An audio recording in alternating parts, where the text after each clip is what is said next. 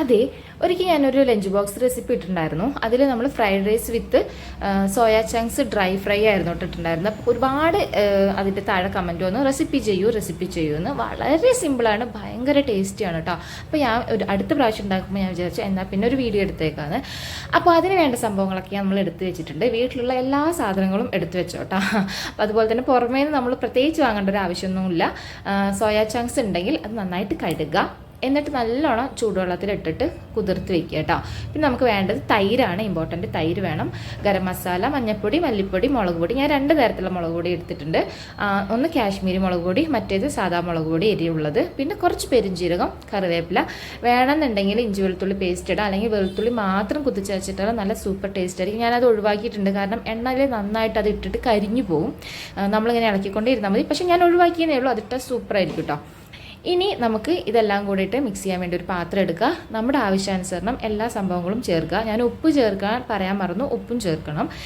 എന്നിട്ട് പിന്നെ അവസാനം ഞാൻ വളരെ കുറച്ച് സ്പൈസ് ഉപയോഗിക്കുന്ന ആളായതുകൊണ്ട് എല്ലാം വളരെ കുറച്ച് ഇട്ടിട്ടുള്ളൂ കേട്ടോ. കാരണം മക്കൾക്ക് എരിക്കണമെന്ന് പറയും, പിന്നെ അവർ കഴിക്കില്ല. അതുകൊണ്ട് ഞാൻ വെറുതെ ഇങ്ങനെ ഇട്ടോ പിടിച്ചോ അത്രയേ ഉള്ളൂ. നിങ്ങളുടെ ആവശ്യാനുസരത്തിന് ഇടുക. പിന്നെ തൈര് കുറച്ച് അധികം തന്നെ ഉപയോഗിക്കുക കേട്ടോ. ഒരു 3-4 സ്പൂണൊക്കെ നമ്മൾ തൈര് ഉപയോഗിച്ച്, തൈരിൽ വേണം അത് കുഴച്ചെടുക്കാൻ. തൈര് ഇമ്പോർട്ടൻ്റാന്ന് പറയാൻ കാരണം ഇതിന് മുന്നൊക്കെ ഞാൻ ഉണ്ടാക്കുമ്പോൾ ഫസ്റ്റ് കേട്ടോ, ഇപ്പോഴല്ല കുറേ കാലം മുന്നേ നമ്മൾ ഉണ്ടാക്കുമ്പോൾ എന്താണെന്ന് വെച്ചാൽ തൈര് ഒഴിക്കില്ല. അപ്പോൾ ഇതിങ്ങനെ എണ്ണയിലിട്ട് വറുത്ത് കോരുമ്പോൾ കല്ല് പോലെ ഉണ്ടാവും. പക്ഷേ തൈര് ഒഴിച്ചുണ്ടാക്കുന്നതിലാണെങ്കിൽ നല്ല സോഫ്റ്റ് ആയിട്ടുണ്ടായിരുന്നു. അതുകൊണ്ടാണ് പിന്നെ ഞാൻ തൈര് ഒഴിക്കാൻ തുടങ്ങിയത്. അപ്പോൾ നിങ്ങളത് ഫോളോ ചെയ്തോളൂ, ചെയ്യാത്ത ആൾക്കാർ. പിന്നെ നമ്മുടെ സോയാ ചങ്ക്സ് നന്നായിട്ട് പിഴിഞ്ഞിട്ട് ആ വെള്ളമൊക്കെ കളഞ്ഞിട്ട് നമ്മുടെ മസാലയിലേക്ക് ഇടുക. അല്ലെങ്കിൽ ഈ വെള്ളം മുഴുവനും മസാലയിൽ പോയിട്ട് മസാലയും വെള്ളവും കൂടെ ഒന്നായി മാറി നിൽക്കും. സോയാ ചങ്ക്സ് വേറെ ഇട്ട് നിൽക്കും. അവർ നമ്മൾ അടിയാവും കേട്ടോ. ഓക്കെ, എന്നിട്ട് നമ്മളിനി എന്താ ഒരു 10 മിനിറ്റ് അടച്ച് വയ്ക്കുക. പിന്നെ അതൊക്കെ ഒന്ന് ഇങ്ങനെ പിടിച്ചതിന് ശേഷം എണ്ണ നന്നായിട്ട് ചൂടാക്കുക. എണ്ണയിലേക്ക് ഇതിനെ വറുക്കാൻ വേണ്ടിയിട്ട് ഇടുക. നന്നായിട്ട് ഇളക്കി വറുത്തെടുക്കുക കേട്ടോ. ഇത് അത്യാവശ്യം എണ്ണ കുടിക്കുന്ന സംഭവമാണ്.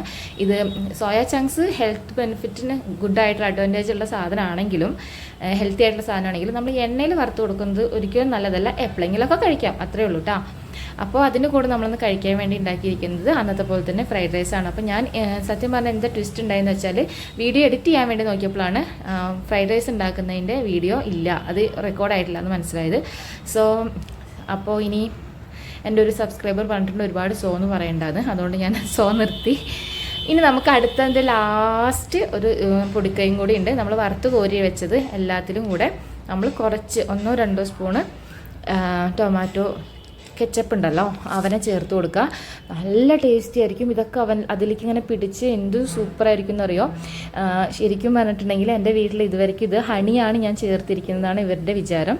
ഞാൻ ഇത് പറയാനും പോയിട്ടില്ല. ഈ വീഡിയോ കണ്ടതോടുകൂടി എനിക്ക് ഏകദേശം എനിക്ക് കിട്ടാനുള്ളതൊക്കെ കിട്ടുമെന്ന് ഞാൻ പ്രതീക്ഷിക്കുന്നു. എന്നാലും നിങ്ങൾക്ക് ഇഷ്ടപ്പെട്ടെങ്കിൽ ചേർക്കുക. കൂടുതലും കുട്ടികൾക്ക് കൊടുക്കുകയാണെങ്കിൽ വീട്ടിലുണ്ടാക്കുന്ന കെച്ചപ്പുകൾ ഉപയോഗിച്ച് നന്നായി നല്ല നല്ല കമൻറ്റുകൾ കിട്ടും കേട്ടോ. അച്ചുകുട്ടൻ എന്നോട് നമുക്ക് റെസ്റ്റോറൻറ്റ് തുടങ്ങാം അമ്മ എന്നാണ് പറഞ്ഞത് കേട്ടോ. അപ്പോൾ നിങ്ങൾക്ക് സൂപ്പർ കമൻറ്റുകളൊക്കെ കിട്ടാൻ ചാൻസ് ഉള്ള ഒരു റെസിപ്പിയാണ്. എല്ലാവരും ട്രൈ ചെയ്തോളൂ. ബൈ.